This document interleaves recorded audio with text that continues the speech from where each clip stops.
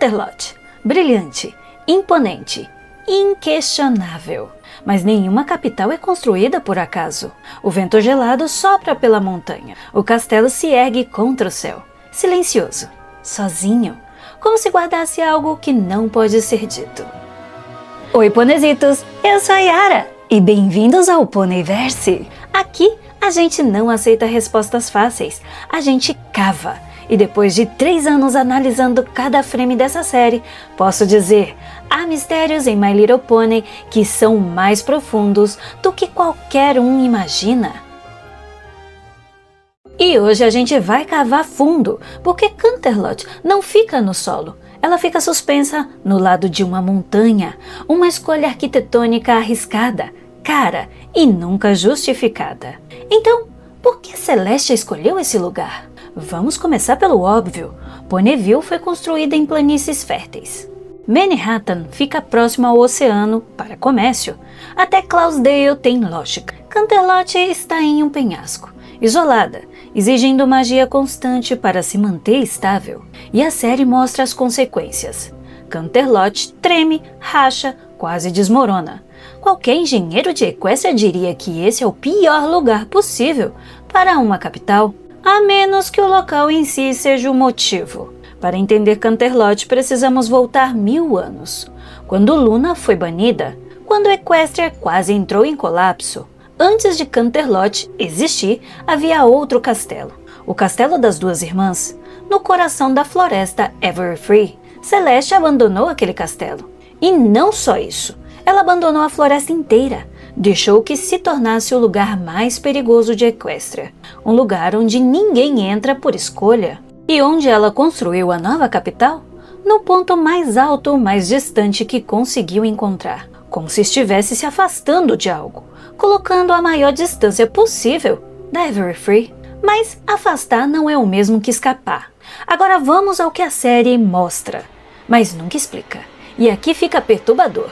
No episódio Casamento em Canterlot, quando Crisálida invade Canterlot, ela não ataca pela frente. Ela usa as cavernas.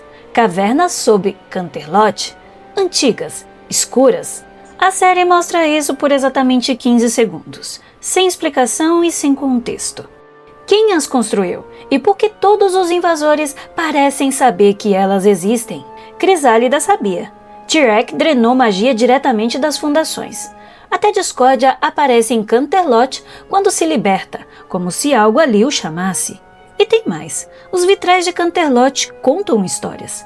Discórdia preso em pedra, Nightmare Moon banida para a lua, Rei Sombra selado no gelo, todos contidos, nunca destruídos. A série nunca explica por quê. Por que Celestia sempre escolhe selar, aprisionar e banir? Por que nunca destrói seus inimigos? E se a resposta estiver nas próprias fundações de Canterlot? E se Celestia souber, por experiência, que algumas coisas não podem ser destruídas, que a única opção é manter enterrado?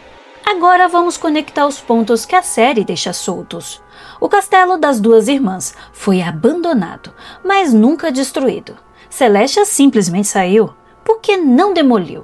Por que não recuperar? Everfree é o lugar de Equestria onde a magia natural não obedece às princesas. As plantas crescem sozinhas, como se algo mais antigo estivesse no controle. Quando Tyrek drenou toda a magia de Equestria, Canterlot quase caiu. Quase, mas não completamente. Como se algo nas fundações a mantivesse de pé. Algo que não depende de magia unicórnio. Algo que já estava lá. E a partir daqui, Canterlot deixa de ser uma cidade e passa a ser uma estrutura de contenção. Canterlot não foi construída para ser a capital de Equestria. Ela foi construída sobre algo que já estava lá. Algo antigo, algo que existia antes das princesas, antes da harmonia, talvez até antes de Equestria ter nome. E Celestia não escolheu aquele lugar para governar, ela escolheu porque era o único lugar onde aquilo podia ser mantido sob controle, vigiado, contido, enterrado sob toneladas de pedra e magia. Por isso a cidade precisa de magia constante, não para flutuar, para selar. Por isso ela nunca foi movida, mesmo sendo vulnerável. Por isso Celestia passa 1000 anos sem nunca abandonar Canterlot por muito tempo. Canterlot não é uma capital, é uma sentinela. E Celestia não é só uma governante, ela é uma guardiã do que está embaixo. Se isso for verdade, tanta coisa começa a fazer sentido. Por que todos os vilões atacam Canterlot? Pelo poder. Eles sentem que ali, sob aquelas pedras brilhantes, existe algo antigo, algo que foi enterrado por uma razão. Por que Celestia nunca explica completamente o passado? Porque algumas perguntas não devem ser feitas. E aqui está o detalhe mais perturbador. Quando Twilight se torna princesa, Celestia não a mantém em Canterlot. Ela manda Twilight para Ponyville, para longe. E quando finalmente chega o momento de Celestia se aposentar, Twilight assume o trono, mas ela não vai para Canterlot. Ela governa de Ponyville. A série trata isso como desenvolvimento de personagem. Mas e se não for escolha? E se Celestia tiver treinado Twilight para governar de longe, justamente porque Canterlot não é segura? Porque a tarefa de vigiar finalmente acabou? Ou pior, porque já era tarde demais. Canterlot não é só o coração de Equestria, é a pedra que mantém a tampa fechada.